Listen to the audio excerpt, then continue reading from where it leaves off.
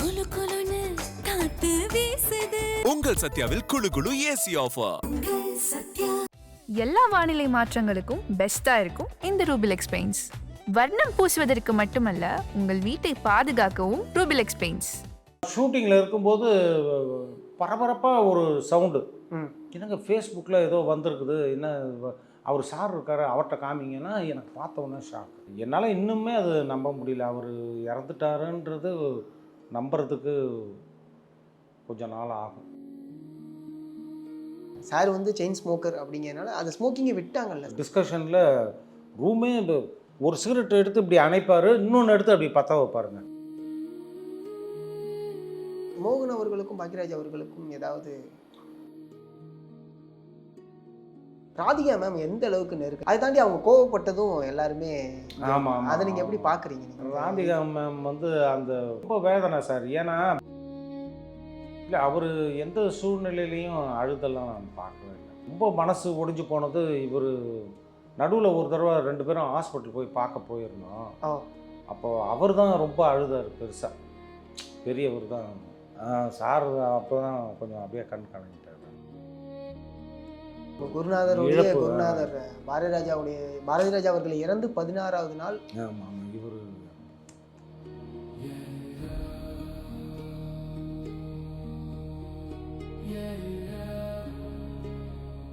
Trend tax நேயர்களுக்கு வணக்கம். நான் சதீஷ். இன்னைக்கு நம்மளுடைய நேர்காணலில் யார் இருக்கா அப்படின்னா, இயக்குனர் மற்றும் நடிகர் செம்புலி ஜெகன் தான் இருக்காங்க. வணக்கம் சார். வணக்கம். சமீபத்தில் நம்மளுடைய திரைக்கதை மன்னன், உங்களுடைய குரு, உங்களுடைய இயக்குனர் நம்மளை விட்டு பிரிஞ்சது இங்கே மிகப்பெரிய ஒரு அதிர்ச்சியும் கூட. இங்கே எல்லாருக்கும் ஒரு கேள்வி ஒன்று இருந்துச்சு. என்னென்னா, அவர் ரொம்ப ஹெல்த் கான்ஷியஸாக இருக்கார். ஏன்னா டெய்லி வாக்கிங் போகிறது எல்லாமே ஓகே. அப்படி இருக்கும்போது ஒரு ஹார்ட் அட்டாக் அப்படிங்கிறது அதான் எனக்கும் புரியல. நான் எனக்கு அவர் கூட சேர்ந்ததுலேருந்து இன்னைக்கு வரைக்கும் அவர் ஆஸ்பத்திரிக்கு போனதில்லை, உடம்பு சரியில்லைன்னு படுத்ததில்லை. ஏன்னா 5 மணிக்கு ஷூட்டிங்கில் மேக்ஸிமம் வந்து என் ரூம் ஒன்று இருக்கும், அந்த ரூமில் இருக்க மாட்டேன் நான். 24 ஹவர்ஸும் இவர் ரூம்லேயே இருந்துப்பேன், இவர் கூடவே படுத்துக்குவேன். காலைல 5 மணிக்கு எந்திரிச்சிருவேன் நான் அலாரம் வச்சு. ஓகே. அவங்க வீட்டிலே ஃபோன் பண்ணி சொல்லுவார், இன்னமா இந்த பையன் பக்கத்தில் படுத்துக்கணும், 5 மணிக்கெலாம் ராமா ராமான்னு அலாரம் வச்சு என்னை எழுப்பிடுறான் அப்படின்ட்டு சொல்லுவார். அது மாதிரி காலைல 5 மணிக்கு எந்திரிச்சிருவார், ஷேவ் பண்ண, குளிப்பார். தன்னை வந்து எப்போதுமே ஒரு என்கேஜ்மெண்ட்லேயே தான் வச்சுப்பார். ஓகே. ஆமாம், டைரிஸில் வந்து அப்பப்போ பார்ப்பார், நாளைக்கு இது பண்ணோம், அவங்க கல்யாணம், இவங்க இந்த இது, அப்புறம் வந்து பட்டிமன்றம் திருச்சியில், இது கோயம்புத்தூரில், இந்த மாதிரி சின்ன சின்ன நிகழ்வுகள் எப்போதுமே. ஒரு 2 நாள் கூட அவர் வந்து வீட்டில் ஃப்ரீயாக இருந்து பார்த்ததில்ல. இல்லைனா மியூசிக் ஆளுங்களை வர சொல்லுவார், அவங்க கூட கொஞ்சம் டைம் ஸ்பெண்ட் பண்ணுவார். ஒரு நாள் கூட எனக்கு தெரிஞ்சு அவர் உடம்பு சரியில்லாமல் இருந்ததோ அதுதான் எல்லாருக்குமே வந்து ஒரு பேர் அதிர்ச்சி. ஓகே. இப்போ அவருக்கு கொஞ்சம் இல்லைப்பா, அவருக்கு கொஞ்சம் மெடிக்கலாக அவருக்கு கொஞ்சம் ப்ராப்ளம் இருக்குது அப்படின்னு எனக்கு தெரிஞ்சிருந்தா கூட அது ஓகேன்னு உடனே அதை வந்து அக்செப்ட் பண்ணிக்கலாம். இது நான் ஷூட்டிங்கில் இருக்கும்போது பரபரப்பாக ஒரு சவுண்டு. எனக்கு ஃபேஸ்புக்கில் ஏதோ வந்திருக்குது, என்ன அவர் சார் இருக்கார், அவர்கிட்ட காமிங்கன்னா எனக்கு பார்த்த உடனே ஷாக்கு. ஓகே. எனக்கு என்ன பண்ணுறதுனே தெரில. அப்படியே கிட்டத்தட்ட ஒரு மாதிரி குளன்னு ஆகிட்டேன் நான் அங்கே ஷூட்டிங்கில். அப்புறம் எல்லோரும் என்னை தாங்கி பிடிச்சி வந்து ஒரு வண்டி அரேஞ்ச் பண்ணி என்னை அனுப்புறதுக்கு உண்டான வேலையெல்லாம் நடந்தது. என்னால் இன்னுமே அது நம்ப முடியல. அவர் இறந்துட்டாருன்றது நம்புறதுக்கு கொஞ்சம் நாள் ஆகும். ஏன்னா அந்த மாதிரி பழகிட்டோம். ஏன்னா நீங்கள் இறுதி வரை அவங்களோட நட்போடு இருந்தீங்க. எனக்கு தெரிஞ்சு கடந்த ஒரு 3-4 வருஷத்துக்கு முன்னாடி வரைக்குமே நீங்கள் அவங்களோட கூடவே தான் இருக்கேன் நான். ஓகே. எனக்கு படப்பிடிப்பு இல்லாத நேரங்களில் அவர் கூட நான் நிறைய பல தருணங்களில் கூடவே இருந்திருக்கேன் நான். ஓகே. ஓகே. அதாவது 2-3 விஷயங்கள் சொல்கிறாங்க. சார் வந்து செயின் ஸ்மோக்கர் அப்படிங்கிறனால அந்த ஸ்மோக்கிங்கை விட்டாங்கல்ல. அது விட்டு கிட்டத்தட்ட 25 வருஷம் ஆயிடுச்சு. 25 வருஷத்துக்கு முன்னாடி விட்டாங்க? ஆமாம், சிகரெட்டு விட்டு. ஓகே. இல்லைனா அவர் டிஸ்கஷனில் ரூமே ஒரு சிகரெட் எடுத்து இப்படி அணைப்பார், இன்னொன்று எடுத்து அப்படி பற்ற வைப்பாருங்க. ஓகே. ஷூட்டிங்லேயும் அப்படி தான். ஷூட்டிங் ஒரு ஷாட்டு முடிச்சுட்டு வருவார், சிகரெட்டு வச்சுக்கினே பக்கத்தில் உட்காந்து நாங்கள் எழுதணும் பண்ணணும். அப்படி இருந்த ஒரு செயின் ஸ்மோக்கிங் வந்து ஒரு டப்புன்னு ஏதோ ஒருத்தர் யாராவது சொன்னாங்கன்றதுனால டப்புன்னு நிறுத்திட்டார். ஓகே ஓகே ஓகே ஆச்சரியமாக இருந்தது எனக்கு. புரியுது. அப்புறம் டோட்டலாகவே நிறுத்திட்டாரு. என்ன வேற, யோ இவன் எங்கேயா போனான், இன்னும் அந்த சிகரெட்டு இதை விட்டு தொலைய மாட்டேன்றான் அப்படின்னு என்னையும் மற்றவங்க கிட்ட திட்டுவார். அவனை விட சொல்லியா, என்ன எனக்கு கஷ்டமாக இருக்குது, அவன் அப்பப்போ காணாமல் போனான்னா சிகரெட் பிடிக்க தான் போவான் அப்படின்ட்டு என்னையும் திட்டுவார். ஓகே ஓகே திட்டிக்கினே இருப்பார். மற்றவங்க கிட்ட சொல்லுவார், அவனை விட சொல்லியா, வயசாகுது இன்னமும் நானே செயினை ஸ்மோக்கிங் பண்ணாலும் விட்டுட்டேன் அப்படின்னு திட்டுவார். புரியுது. அது நான் அப்படியே பேசாமல் இருந்துருவேன் நான்.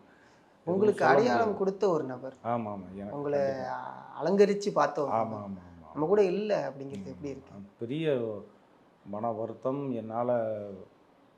அதான் டோட்டலாக எதிர்காலமே ஒரு மாதிரி டார்க் மாதிரி ஆன மாதிரி ஒரு சுச்சுவேஷனில் தான் நான் இருக்கேன் இப்போ. Okay okay okay. இப்போ 2 நாள் ஆயிடுச்சு, இருந்தாலும் எனக்கு அந்த ஷிவரிங்கு என்னால் ஒன்றும் மூவ் பண்ண முடியல, வர முடியல.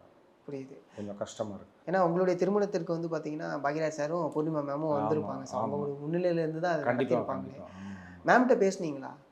மேம் கிட்ட பேசினேன். அவங்க ரொம்ப இப்போதைக்கு சூழ்நிலை, நான் இப்போ கொஞ்சம் வெளியூர் போகிற இதில் இருக்கேன். இன்றைக்கி போயிட்டு வந்துட்டு தான் இன்னொரு தடவை போய் பார்க்கணும். ஓகே. அவர் இறந்ததுக்கப்புறம் நான் கொஞ்சம் வெளியே மூவ் பண்ண முடியாத சூழ்நிலை, வண்டியெல்லாம் தனியாக ஓட்டிகிட்டு போகாதீங்கன்னு சொல்கிறாங்க. சரி, அதனால் வேண்டாம் அப்படின்னு சொல்லிட்டு. புரியுது. அது மாதிரி மோகன் அவர்கள் வரும்போது எல்லாருமே ஒரு விஷயம் சொன்னாங்க. என்னதான் இருந்தாலும் மோகன் வந்து ஆறுதல் சொன்னார். மோகன் அவர்களுக்கும் பாக்யராஜ் அவர்களுக்கும் ஏதாவது? இல்லை, அது மாதிரிலாம் இல்லை. எல்லாருக்கிட்டையுமே அவர் நட்பாக தான் பழகினார். யாருக்கிட்டையும் பேசாமல் இருக்கிறது இல்லை, அதெல்லாம் எதுவுமே கிடையாது. எல்லாருக்கிட்டையும் எந்த சூழ்நிலையிலையும் கண்டிப்பாக அவர் பேசிட்டு தான் இருந்தார். புரியுது. ராதிகா மேம் எந்த அளவுக்கு நெருக்கம்? ஏன்னா ராதிகா மேம் வந்து அந்த ஃபஸ்ட்டு படத்தில் இவர் மட்டும்தான் போய் அந்த அவங்கள பார்த்து ஓகே பண்ணி வண்டியில் கூட்டின்னு வந்திருக்காரு. சார் ஹீரோயினி வருது, நீங்கள் எங்கே காணோன்னா, யோ இதான் ஹீரோ சார், என்ன சார் இதை போய் ஹீரோயின். அந்த ஷூட்டிங் ஆரம்பத்துலேருந்தே அவங்க 2 பேருக்கும் டஃப்பில் தான் வந்திருக்குது. ஓகே. ஆக்சுவலாக இவங்க வந்து ஃபுல் அண்ட் ஃபுல் இங்கிலீஷில் பேசி சிரிச்சுக்கின்னு இருப்பாங்க. இவருக்கு இங்கிலீஷ் ஓரளவு, இவர் தமிழ் தான் பேசுவார் நல்லா. இது எப்போ போனாலும் என்ன கெக்க பக்கன்னு இங்கிலீஷ்லேயே பேசிக்கிது, இது என்ன எப்படி தான் இதை டைரக்டர் பிடிச்சிட்டு வந்தாருன்னு தெரியலன்ற மாதிரி. அது படம் முடிகிற வரைக்குமே அந்த டாம் அண்ட் ஜெர்ரி மாதிரி தான் இருந்திருக்காங்க 2 பேரும். அதுக்கப்புறமா கொஞ்சம் கொஞ்சமாக அந்த நட்பு அவங்களுக்குள்ள வளர்ந்துருக்கு. அது இன்னைக்கு வரைக்கும் சார்னாவே அது ஒரு நல்ல பார்க்க முடிஞ்சது. நல்ல ஃப்ரெண்ட்ஷிப், நல்ல அவங்களுடைய அழுகை பார்க்க முடிஞ்சது, அவங்களோட ஓலம் பார்க்க முடிஞ்சது. அதை தாண்டி அவங்க கோவப்பட்டதும் எல்லாருமே. ஆமாம், அதை நீங்கள் எப்படி பார்க்குறீங்க நீங்கள்? இல்லை, அது ரொம்ப வேதனை சார். ஏன்னா பவுன்சர்ஸ் வராங்கல்ல, அந்த பவுன்சர்ஸ் வந்து அந்த அங்கே யாருக்கு அவங்க சம்மந்தப்பட்ட ஆட்களை பவுன்சர்ஸ் முதல்ல தெரிஞ்சுக்கணும்ல. இவர் சம்மந்தப்பட்ட ஃபங்க்ஷனுக்கு நம்ம வந்திருக்கோம், அவர் கூட யார் யார் விடணும், யாரை தள்ளணுன்றது. யார் போனாலுமே உள்ளே விடுறதில்ல, பிடிச்சி தள்ளுறது. ஒரு தடவை உள்ளே இருந்துட்டு வெளியே வந்தோம்னா திரும்ப உள்ளே போக முடியறதில்ல. நம்ம ஒவ்வொரு தடவையும் இந்த போராட்டம் நிறைய இருக்குது. அது மட்டும் இல்லாமல் இந்த சேனல்ஸும் ஒரே டிஸ்டர்பன்ஸ் தான். ஓகே. அதனால தான் அவங்க ரொம்ப கோபமாக திட்டாங்க. சுகாஷினி அவங்களும் ஒரு இடத்துல பார்த்தா ரொம்ப ரேஷாகவே நடந்துட்டாங்க. அது வருத்தமாக தான் இருக்குது. அது என்ன பண்ணுறதுன்னு தெரியல. ஏன் இவங்க போய் ஒரேடியாக அவங்க மேலே போய் விழுகிறாங்கன்னு தெரியல இவங்களும். ஓகே. பாக்யராஜ் அவர்கள் கண்ணுக்கு தெரியாத நிறைய நல்ல விஷயங்கள் பண்ணியிருக்காங்க. அந்த ஏரியாவில் இருக்கவங்களுக்கே நிறைய பேருக்கு நல்லது பண்ணியிருக்கதா சொல்கிறாங்க. அது பற்றி உங்களுக்கு தெரியுமா சார்? நீங்கள் ட்ராவல் பண்ண டைம்லேயே நிறைய விஷயங்கள் பண்ணியிருப்பாங்களே, எனக்கு அதில் தான் ஒன்று சொல்லுங்கள். நிறைய பண்ணியிருக்காரு சார். அவர் கொஞ்ச நாள் பாக்கியா பத்திரிக்கை இருக்கும்போதே, அதாவது ஒரு வாசகமே அதில் போட்டிருப்பார், பெட்டர் டு டார்க்னஸ் லைட்டு. இருட்டாக இருக்கிற இடத்துல இருட்டுன்னு புலம்புறத விட ஒரு மெழுகுவத்தி ஏற்றி வைக்கலாமேன்றது தான். அந்த பாக்கிய வாசகர் மூலம் வர்றதை வந்து அதில் வந்து ஹார்ட் சர்ஜரி நிறைய குழந்தைங்களுக்கு அந்த புத்தகம் இருந்த வரைக்கும் அதை அந்த ஒரு நல்ல தொண்டு மாதிரி பண்ணிக்கிட்டே தான் இருந்து. ஹார்ட் சர்ஜரிக்கெலாம் அவங்க ஆமாம் நிறைய ஃபண்ட்ஸு க்ரியேட் பண்ணி அவங்களுக்கு கொடுக்கறது, பண்ணுறது, செய்கிறது, இந்த மாதிரி வேலைகள் கொஞ்சம் நிறைய பண்ணிட்டு இருந்தார். அந்த புத்தகம் வந்து நின்னதுக்கப்புறம் தான் அதனுடைய இது கம்மியாகிடுது. நானே வந்து நிறைய பசங்களுக்கு வந்து டைரக்டர்கிட்ட இருந்து லெட்டர் வாங்கி Recommendation. ஸ்கூல் ஃபீஸுக்கு ஓ ஆமாம் நம்ம வேல்ஸ் காலேஜ் இருக்குல்ல அங்கே ஏஜிஎஸ் காலேஜ் இருக்குல்ல எம்ஜிஆர் யூனிவர்சிட்டி நிறைய பேருக்கு நானே லெட்டர் வாங்கி கொடுத்து அவங்களுக்கு கொடுத்து இது போய் கொடுங்க நீங்கள் பண்ணுவாங்க. அவங்க உடனே மதித்து சாரோட லெட்ரு வந்தவுடனே படித்து பார்த்துட்டு அவங்களுக்கு உண்டான என்ன உதவி பண்ணணுமோ அதெல்லாம் நிறைய பண்ணியிருக்காரு. Super sir. ஸ்கூல் ஃபீஸ் கட்டியிருக்காங்க. ஆமாம், ஸ்கூல் ஃபீஸு காலேஜ் ஃபீஸு அது இதுன்னு எல்லாமே பண்ணியிருக்காரு. மனுஷன் இருக்கிற வரைக்கும் எல்லாருக்கும் நிறைய விஷயங்கள் ஹெல்ப் பண்ணியிருக்காங்கல்ல. ஆமாம், புரியுது. அதுமாரி இடையில வந்து பூர்ணிமா அவர்கள் தான் வந்து பாக்கியராஜ் அவர்களை நிறைய விதத்துலேருந்து மீட்டு கொண்டு வந்தாங்க. லைக் அவங்க ட்ரிங்க் பண்ணுறதா இருக்கட்டும், ஸ்மோக் பண்ணுறதா இருக்கட்டும், இது எல்லாத்துலேருந்துமே அவங்க மீட்டு கொண்டு வந்தாங்கன்னு. ஆமாம் ஆமாம் ஆமாம், அது கண்டிப்பாக அவங்களுடைய பேக்கிங் இருந்தது. ஓகே. ஆமாம், தனியாக பெருசாக எங்கேயும் விடுறதில்ல. இப்போ இப்போ என்னென்னா கொஞ்ச காலமாக வந்து அவங்களே கூட துணைக்கு போயிட்டு வந்துட்டு ஃபங்க்ஷனுங்களுக்கு எங்கே போனாலும் தனியாக விடுறதில்ல. ஓகே. இவங்களும் கூடவே போயிட்டு அவரை அப்படியே கூப்பிட்டு வந்துடுறது அந்த மாதிரி சமீப காலமாக அது கொஞ்ச நாள் நடந்துட்டு தான் இருந்தது.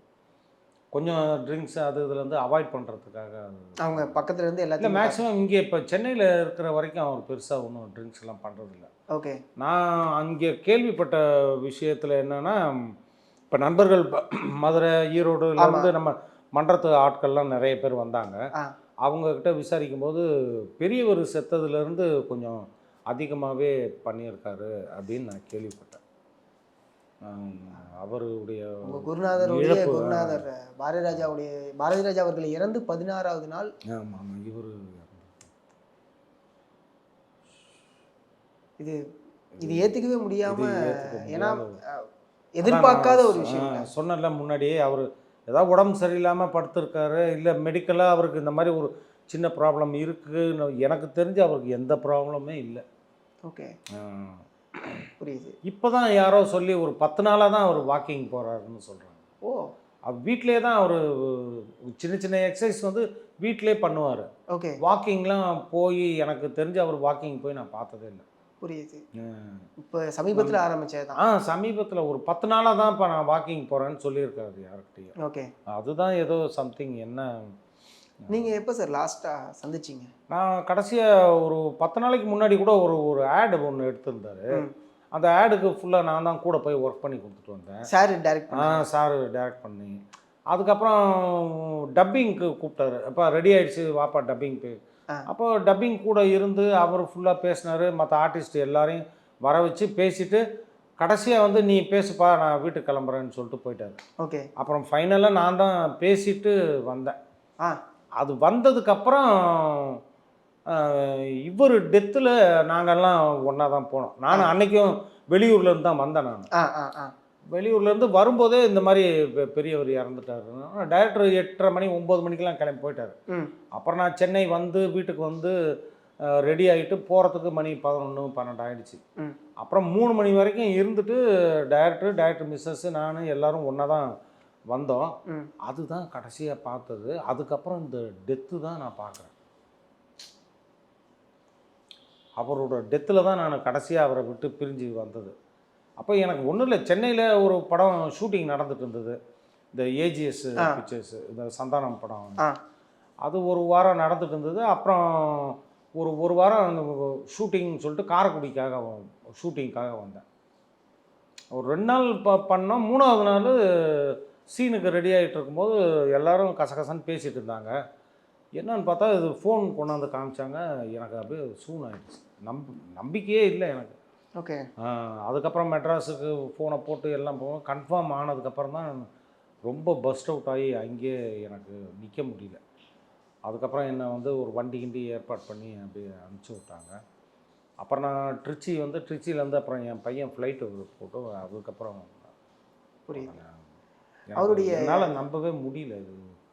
இது சிக்காக இருந்தார், இப்போ பண்ணார் செஞ்சார், உடம்பு சரியில்லை அப்படின்னா ஏற்றுக்கலாம். ஒரு இயக்குனர் தாண்டி தனிப்பட்ட முறையில் உங்கள் 2 பேருடைய நட்பு எந்த அளவுக்கு நெருக்கமானது? சார் எனக்கு வந்து எங்கள் அம்மா அப்பாவுக்கு அப்புறம் அவர் தான் எனக்கு எல்லாமே. ஒரு சகோதரனா, ஒரு தந்தையா, நிறைய இடத்துல சில பர்சனலான விஷயங்கள்லாம் எனக்கு வந்து நீ பஸ்ட் அவுட் ஆகக்கூடாது, இந்த நேரத்தில் தான் நீ நல்ல முடிவு எடுக்கணும், அவர் சொல்கிறத நான் கேட்டுருவேன். ஓகே. ஆமாம், அவர் சொல்கிறது தான் நான் கேட்பேன். வேறு யாரும் இதுவும் கேட்க மாட்டேன். புரியுது சார். ஆமாம். அவர் படம் இயக்குறத ஐடியாவில் இருந்தார்ல சார், திரும்பி படம் டைரக்ட் பண்ணுற இல்லை, ஐடியா? அவன் என்கிட்ட சொல்லிட்டு தான் இருந்தார். அப்புறம் நான் தான் ஒரு இடத்துல சொன்னேன், சரி இப்போதைக்கு நீங்கள் டைரக்ஷன்லாம் எதுவும் பண்ண வேண்டாம். ஏன்னா புதுசாக வேறு கண்டென்ட் வச்சுட்டு இப்போ சின்ன பசங்க வந்து ஜெயிச்சுட்டு போயிடுறாங்க. அதனால் இப்போ நம்ம படம் பண்ணி அது சப்போஸ் தோற்றுதுன்னா அது எல்லாருக்கும் முன்னாடியும் அது நமக்கு ஒரு சின்ன சங்கடத்தை உண்டு பண்ணும். அதனால் இன்றைக்கி டைரக்ஷன் ட்ரெண்டு வேறு மாதிரி ஆயிடுச்சு, வேறு ஒரு பிளாட்ஃபார்மில் இருக்குது. அதனால் இப்போதைக்கு வேண்டான்னு தான் நான் ஒரு ஜென்ரலாக சொல்லிகிட்டு இருந்தேன். ஓகே. பட் அவருக்கு அந்த ஐடியா ஒன்று இருந்தது, அது எக்ஸிக்யூட் பண்ணிட்டு தான் இருந்திருக்காரு. பட் என்கிட்ட ஒன்றும் சொல்லலை அவர். ஓகே. பட் பண்ணுற ஐடியாவில் இருந்தார். புரியுது. அதுமாரி சாந்தனு அவர்களை ஜெயிக்க வைக்கணும் அப்படிங்கிற ஒரு போராட்டம், அது ஒரு போராட்டம் மனசுக்குள்ளே இருந்தது. அதை பற்றி உங்கள்கிட்ட டிஸ்கஸ் பண்ணியிருக்காங்களா, இல்லை, பேசியிருக்கல? அதை பற்றி பெருசாக ஒன்றும் டிஸ்கஸ் பண்ணல. பட் அவர் மிஸ் பண்ணது நல்ல படங்கள்லாம் மிஸ் பண்ணிட்டார் அவர். இந்த சுப்பிரமணியபுரம் வந்து விட்டுருந்துருக்கணும் அவரை வெளியில், கொஞ்சம் விடாமல் ஒரு அரவணைப்பிலே இருந்திருக்காரு.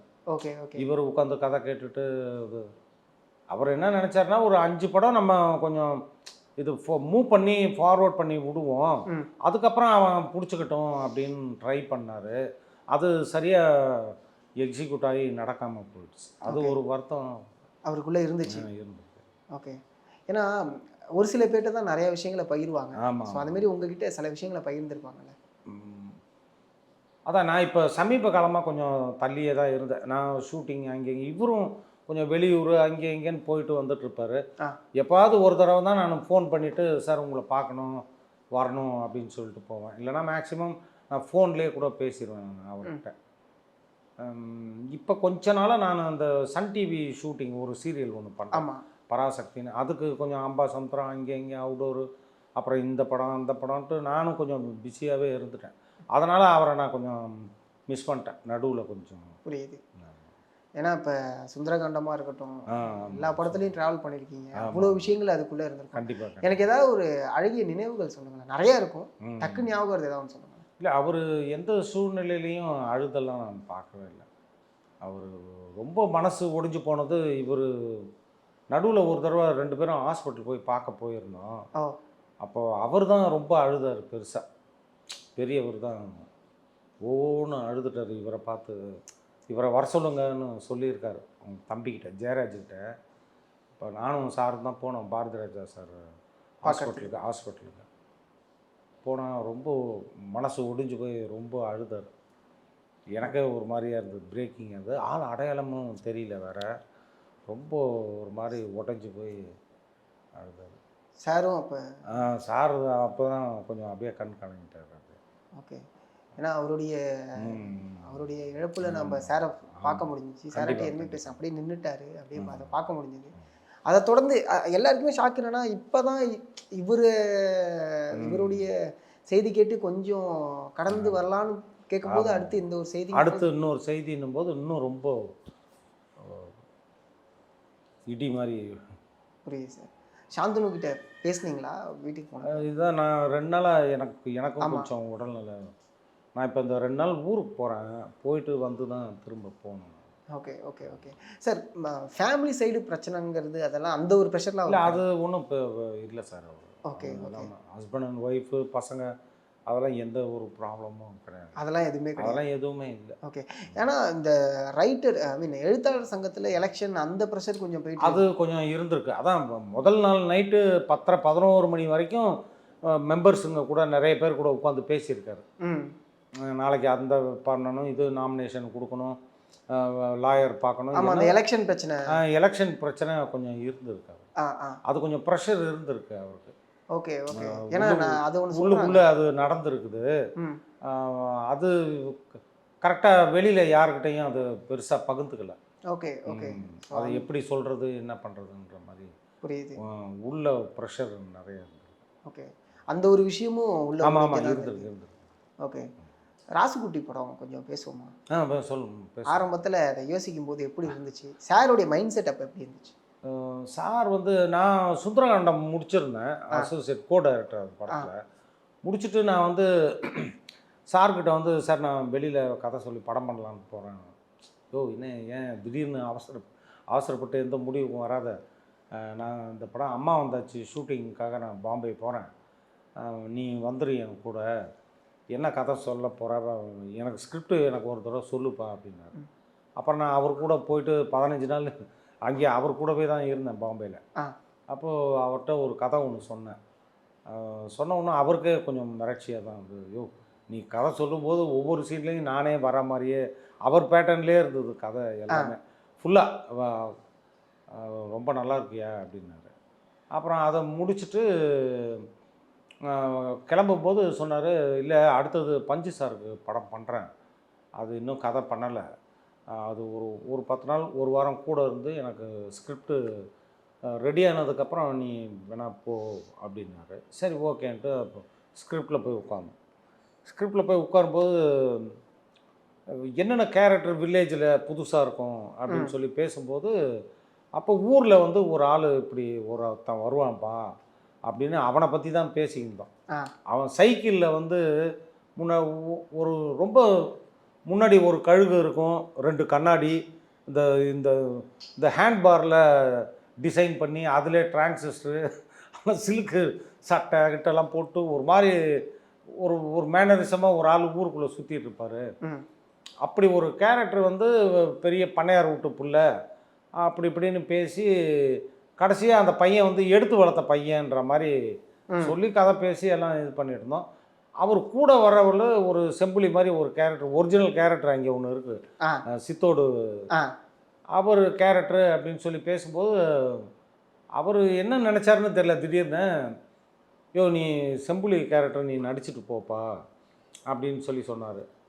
எனக்கு நடிக்கிறதுக்கும் எதுக்கும் சம்மந்தமே கிடையாது, நான் எப்போதும் கேமராக்கு பின்னாடி தான் நிற்கிறது சார், எனக்கு அதெல்லாம் சரியாக வராது, அது படம் பூரா உங்கள் கூட நடிக்கணும்னா அது இவர் கூட நடிக்கணும்னா ஒருத்தரும் வரவே இல்லை சார். வேட்டியை மடிச்சுக்கட்டுன்னு ஒரு படம், ஐயோப்பா, வேட்டியை மடிச்சுக்கட்டுன்னு ஒரு படம், அந்த படத்தில் வந்து ஒரு பைல்வான் கேரக்டர், இவர் ரொம்ப பயந்தாங்கோலி, கான்ட்ராஸ்ட் வந்து பைல்வான், அந்த வீட்டில் இவருக்கு பாதுகாப்புக்கு சாப்பாடு போட்டு வளர்க்குற மாதிரி ஒரு கேரக்டர். பிரபு சார் பண்ணலை, சத்யராஜ் சார் பண்ணலை, ராஜ்கிரண் கேட்டு பண்ணலை, இன்னும் நிறைய ஆர்டிஸ்ட்டு. ஏன்னா இவர் கூட நம்ம பண்ணி நம்ம வந்து காலியாக இவரை எதிர்த்து பண்ண ஒரே ஆள் நான் தான். அந்த படம் யாருமே நடிக்கவே முடியாது. புரியுது. நம்ம வந்து ஒரு சின்ன சீனில் எதையாவது ஒன்று சொல்லி தட்டி விட்டுருவோம், அவர் சிரிச்சிருவார்.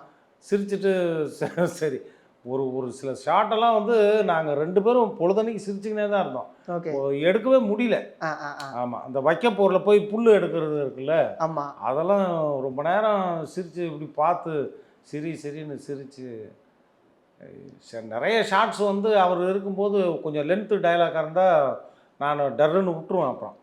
அப்புறம் நீயே நடித்து நீயே டைரக்ட் பண்ணிக்கியான்ட்டு போயிடுவார் அவர். நிறைய ஷார்ட்ஸ் அந்த மாதிரி எடுத்தது தான். அவர் இல்லாதப்போ நானே பேசிக்குவேன், நானே ஸ்டார்ட் கட் சொல்லிக்குவேன், நானே பேசிக்குவேன், அந்த மாதிரியே படம் பூரா எடுத்து முடிச்சிட்டோம். புரியுது. கம்பைன் ஷாட் மட்டும் இருந்தாகணும், வேறு வழி இல்லை, அதனால் கொஞ்சம் சமாளித்து இப்படியே முடித்தேன். நம்ம கேமராவுக்கு பின்னாடியே இருந்துட்டு திடீர்னு கேமரா முன்னாடி வந்தோடனே ஒரு கிளி மாதிரி இப்போவுமே ஃபஸ்ட்டு டைம் எப்போ ஷூட் போனாலுமே ஃபஸ்ட்டு போகும்போது அந்த ஒரு இது நிதானம். அது இப்போ ஓரளவுக்கு பரவாயில்ல. இப்போ முன்னாடி இவ்வளோ நினைவுகள் இருக்குது. ஆமாம் ஆமாம் ஆமாம். இவ்வளோ நினைவுகளை யோசித்து பார்க்கும்போது இப்போ உங்களுடைய டைரக்டர் உங்க கூட இல்லைங்கிறது கண்டிப்பாக. ஆனால் நான் டைரக்டர் ஆகணும்னு தான் என்னுடைய கனவோடு நான் எந்த டைரக்டர்கிட்ட போய் சேரணும்னு முடிவு பண்ணி கூட நான் வந்து சேர்ந்தேன். ஆனால் நடுவில் ஒரு சின்ன சம்பவம், நான் படம் பண்ணி ஒரு ஆள் ஏமாற்றிட்டு போயிட்டான், அது நடந்தது. அதுக்கப்புறம் நான் ரொம்ப இதுவாக இருந்தேன். அவர் என்னை நடிக்க வச்சது தான் சிறந்த ஒரு வேலை. படம் பண்ணியிருந்தால் ஒரு படம் 2 படத்தோடு நம்ம காணாமல் கூட போயிருக்கலாம். இப்போ ஆஸ் ஆர்டிஸ்டாக நம்ம ஸ்டில் இன்றைக்கி வரைக்கும் எல்லாரோட இதுலேயும் நம்ம எங்கே போனாலும் அந்த ஒரு மரியாதை. என் பேர் சொல்கிறதே கிடையாது, இவர் பாக்கியராஜ், அவர் பேரை தான் சொல்லுவாங்க. என்னை பார்த்து என் பேரையோ என்னோட இது முழு நேமையோ சொல்ல மாட்டாங்க, முதல்ல அவர் பேரை சொல்லி தான் என்னை அடையாளப்படுத்துவாங்க எல்லா இடத்துலையுமே. புரியுது. ஆமாம் ஆமாம். ஆர் சுந்தரராஜன் சாரும் பாக்கியராஜ் சாரும் ரொம்ப நெருங்கிய நண்பரும் கூட. அதே சமயம் 2 பேரும் கொஞ்சம் என்னதான் சார் ஆச்சு? அது ஆரம்பத்துலேருந்தே அவங்க இவர் சொல்லாமல் கொள்ளாமல் ஊருக்கு வந்துட்டார் சார். இவர் ஓ 2 பேருமே ஒன்றா ஒரே ஆமா படித்து ஒன்றா School தான் friends சுற்றிக்கிட்டு ல. இருந்தாங்க. ஸ்கூல் ஃப்ரெண்ட்ஸு 2 பேரும் ஒன்றாவே சினிமா போகணும் அப்படின்ட்டு இவர் சொல்லாமல் கொள்ளாமல் அவர்கிட்ட சொல்லலை. இவர் ஆ சொல்லாமல் கிளம்பி சென்னைக்கு வந்துட்டார். ஓகே. அதுதான் அதுலேருந்து அவருக்கு டென்ஷன் ஆகிட்டார். ஆ ஆ ஆ. நம்ம 2 பேரும் தானே சுற்றுறோம், ஆனால் நீ மட்டும் சொல்லாமல் கொள்ளாமல் நீ ஓடியான்ட்டியே அப்படின்னு சொல்லிட்டு அந்த கோபம் இருந்துங்கினது. அதுக்கப்புறம் அவர் கிளம்பி வந்திருக்காரு. ஓகே. அவர் கிளம்பி வந்து அம்பத்தூரில் ஏதோ ஒரு கம்பெனியில் வேலை செஞ்சு மாதம் வாடகை சாப்பாட்டுக்கு அதுக்கெல்லாம் இருந்து இவருக்கு கூட இருந்து ஹெல்ப் பண்ணியிருக்காரு. ஆ அதுவும் இல்லாமல் பாரதி ராஜா சார்கிட்ட சேர்ந்தது ஷூட்டிங் போனதெல்லாம் இவர்கிட்ட சொல்லவே இல்லை. ஆ ஆ ஆ. ஆனால் என்னடா நான் இவ்வளோ இதுவாக பண்ணேன், இது கூட நான் போய் சேர்ந்ததும் சொல்லலை, ஷூட்டிங்கும் கிளம்பி போயிட்டான் ரூமை பூட்டிட்டு அப்படின்ட்டு அந்த கோபம் கொஞ்ச நாள் இருந்துக்கினே இருந்தது. ஆ அது இருந்தது. பட்டு அது கோபம்னா அது சும்மா தான், வேற ஒன்றும் இல்லை. நேற்று அன்னைக்கு ஃபுல்லாகவே நானும் அவரும் தான் கூடவே ரொம்ப நேரம் நின்றுட்டு இருந்தோம். அதுமாரி பார்த்திபன் சாருமே இறுதி வரை அந்த பார்த்திபன் சாராட்டி முடியல. அவருடைய கண்கள் அதை பார்க்க முடிஞ்சது. தனுஷ் அவர்கள் அழுகையோடு வந்தாங்க, அதை பார்க்க முடிஞ்சது. லோகேஷ் கனகராஜ் அவர்கள் அழுகையோடு வந்தாங்க. ஸோ எல்லாருக்குள்ளேயும் இவரோட தாக்கம், ஆமாம், இவருடைய எழுத்தோடைய தாக்கம் வந்து கண்டிப்பாக இருக்கதான் செய்யுது. கண்டிப்பாக. புரியுது சார். ரொம்ப நன்றி சார், உங்கள் நேரத்துக்கு நன்றி. சரி, சந்திப்போம் சார். குளு குளுன்னு காத்து வீசுது. உங்கள் சத்யாவில் குளு குளு ஏசி ஆஃபர். உங்கள் சத்யா. எல்லா வானிலை மாற்றங்களுக்கும் பெஸ்ட்டாக இருக்கும் இந்த ரூபிலெக்ஸ் பெயிண்ட்ஸ். வர்ணம் பூசுவதற்கு மட்டுமல்ல, உங்கள் வீட்டை பாதுகாக்கவும் ரூபிலெக்ஸ் பெயிண்ட்ஸ்.